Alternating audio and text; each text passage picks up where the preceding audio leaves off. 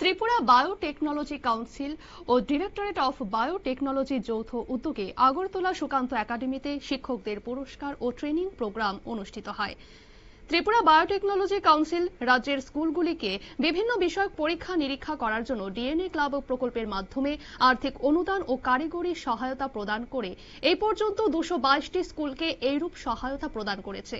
2025-26 অর্থবর্ষে ইতিমধ্যেই রাজ্যের নতুন 50টি স্কুলকে ল্যাবরেটরি বিষয়ক যন্ত্রপাতি কেনা এবং বিভিন্ন জৈব বিজ্ঞান ভিত্তিক হাতে কলমে পরীক্ষা নিরীক্ষা বাবদ আর্থিক অনুদান ও কারিগরি সহায়তা প্রদান করেছে।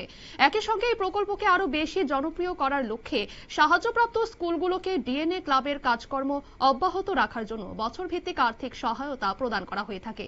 এরই অঙ্গ হিসেবে 2024-25 অর্থবর্ষে অন্তর্ভুক্ত 50টি স্কুলকে ডিএনএ ক্লাবের কাজকর্ম অব্যাহত রাখার জন্য দ্বিতীয়বারের জন্য 25,000 টাকা করে মোট 12,50,000 টাকা আর্থিক সহায়তা প্রদান করা হয়। আগরতলাস্থিত ত্রিপুরা সরকারের সুকান্ত একাডেমির কনফারেন্স হলে আজ এক অনুষ্ঠানের মাধ্যমে রাজ্যের বিজ্ঞান প্রযুক্তি ও পরিবেশ দপ্তরের মন্ত্রী অনিমেষ দেববর্মার উপস্থিতিতে উক্ত 50টি স্কুলকে এই দ্বিতীয়বারের জন্য আর্থিক সহায়তা প্রদান করা হয়। এই 50টি স্কুলের দ্বিতীয় বর্ষের বিজ্ঞান বিষয়ক 20টি নতুন কাজের জন্য শিক্ষক শিক্ষিকাদের হাতে কলমে প্রশিক্ষণ দেওয়া হয়। কি জানাচ্ছেন অনুষ্ঠান থেকে বনমন্ত্রী অনিমেষ দেববর্মা, শোনাবো। That this program DNA Club, আমি এখানে আমাদের অঞ্জন বাবুর সাথে কথা বলছি না, যে সারা রাজ্যে একসাথে আমার মন্ত্রী হওয়ার পর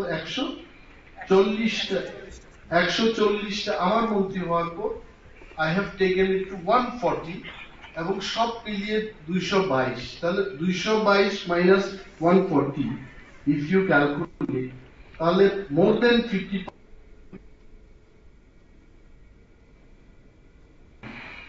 সায়েন্স এন্ড টেকনোলজি ডিপার্টমেন্ট আমরা চাই। পার্সোনালি আমিও তো সায়েন্সের লোক।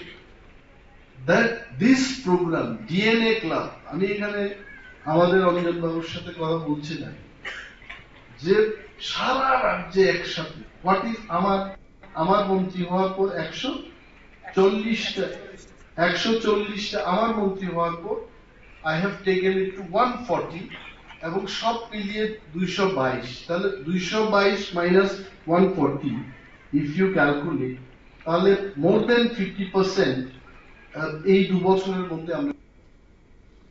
আপনারা শুনলেন মন্ত্রী অনিমেষ দেববর্মার পক্ষ থেকে বক্তব্য।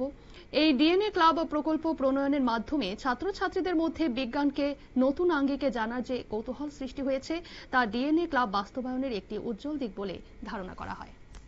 নিয়ে নিচ্ছে ছোট্ট একটি বিজ্ঞাপন বিরতি, সঙ্গে থাকুন।